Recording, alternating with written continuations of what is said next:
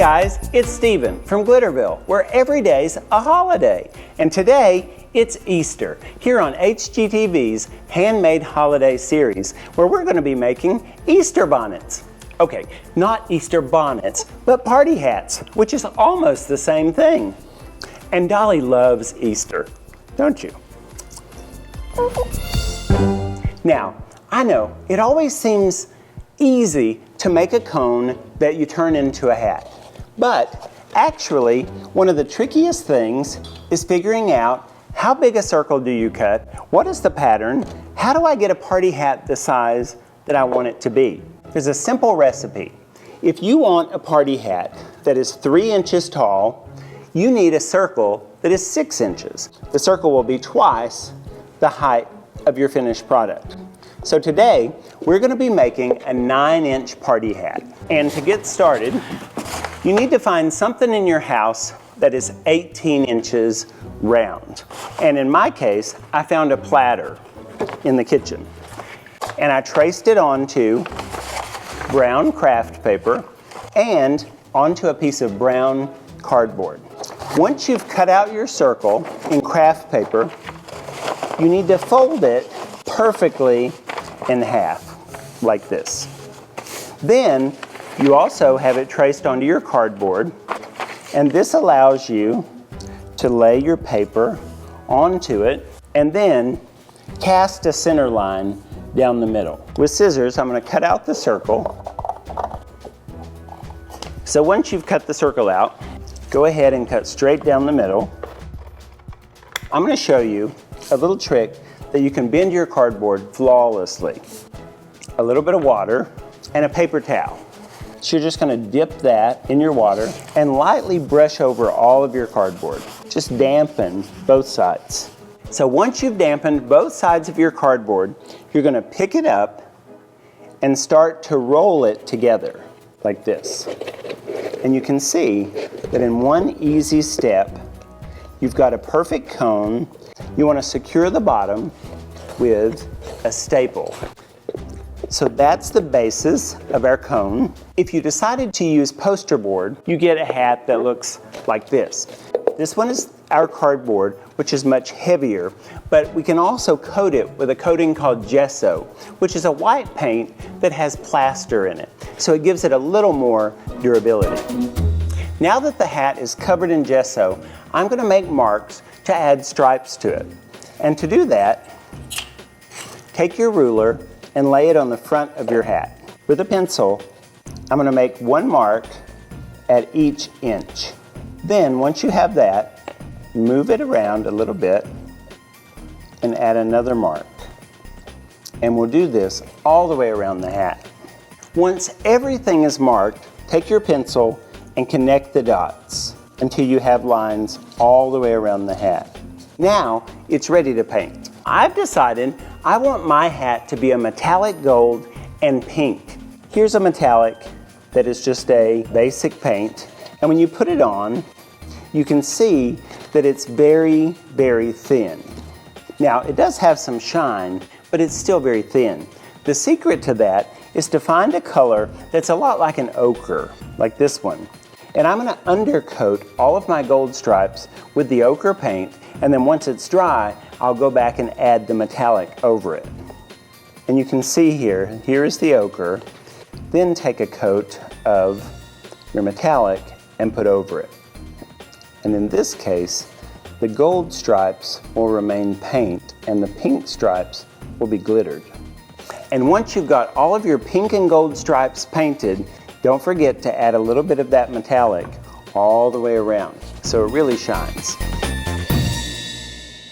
Now we've made the basics of our hat, and it's time for the fun part, and that's adding glitter. Now, the glitter I'm using today is glass glitter, but you can use any kind that you have. And the best kind of glue to apply it with is a thick, gooey, tacky glue. So once I've got the glue applied, I'm just going to sprinkle it on, and then I'll tamp it down with my fingers. So once you've glittered the party hat, except for the bottom row, take a hole punch and punch one hole on both sides, and that's going to hold our ribbons. Set your party hat aside because now we're going to make the rabbit's ears. So for the rabbit's ears, I've drawn out a shape like this, and I'm going to take my scissors and slice up the center, about halfway. Then I'm going to take this and fold those ends together to give the rabbit's ear a little bit of a bend. Once you've folded it, secure it with a staple. And repeat on the other. Once the bunny ears are folded, we're going to paint them white on both sides. And on the inside, paint them hot pink and line the backs with white marabou. Now, they're ready to try on the hat. So hold them to both sides, and if you want, you can always secure it with a paper clip. So my bunny ears are complete, and I've attached them to the hat with a little bit of hot glue. Now, I'm going to take a pair of scissors, and I'm just going to trim the bottom.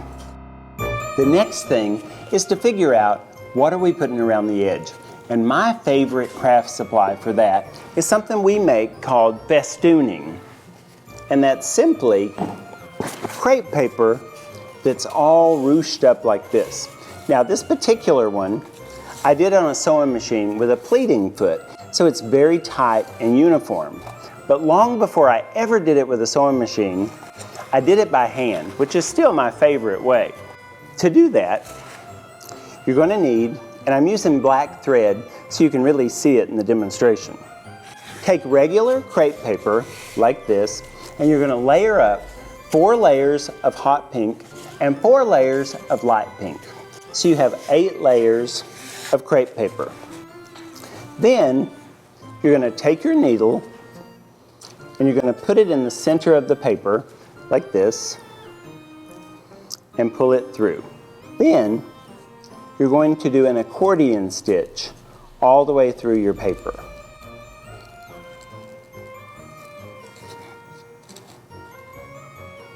And just pull gently. So you'll do this the entire length of your paper, which should be about 4 times the length that you need to go around the hat. When you have the amount you need, just pull the string and ruche up the paper like this. Measure how much paper you need by wrapping it around the hat and trimming it with scissors. But we're not going to attach it just yet because we want to add ribbons first. And I like to just measure up some ribbon and then push it through the hole that you've made for it. Pull it through, and then you want to make a knot. So I'll trim the end and move to the other side. Now once you've tied the ribbon on both sides and you're ready to start adding the paper around the edges. So I'm going to finish attaching it with a little hot glue and then trim the ends. The next step is to add marabou all around the party hat and just secure it with some hot glue. The hat is almost complete, except it looks like it needs a little bit of a topper. So to make the topper for the hat, I've taken a paper mache egg that I gold leafed and used a craft knife to actually cut it all the way around, zigzaggy, almost like the chicken has escaped. Now, I also drilled a hole in the bottom because this is the way we will attach it to the hat using a kitchen skewer. We're going to push a skewer through that hole, just about that much, and we will fit our egg on top. So I've put the skewer through the hat, and I'm going to turn it upside down and fill the inside tip with the hot glue. Then clip it with a pair of pliers. Now we can finish the topper by pushing the egg down a little bit and adding a chick. Now to do that, I'm going to take a piece of yellow marabou and I'm going to tie it in a knot. And this little knot will become our chicken. And you want to take the ends and sort of pull them down and then trim it with scissors. Then use a little bit of hot glue to secure it inside the egg. So now he looks like he's peeping out. So now the chick is peeping out of the egg, but he doesn't have a face yet. So for that, I'm going to use small black beads for his eyes and then a small triangle of orange felt for his beak. Then we'll just secure them with a little bit of glue.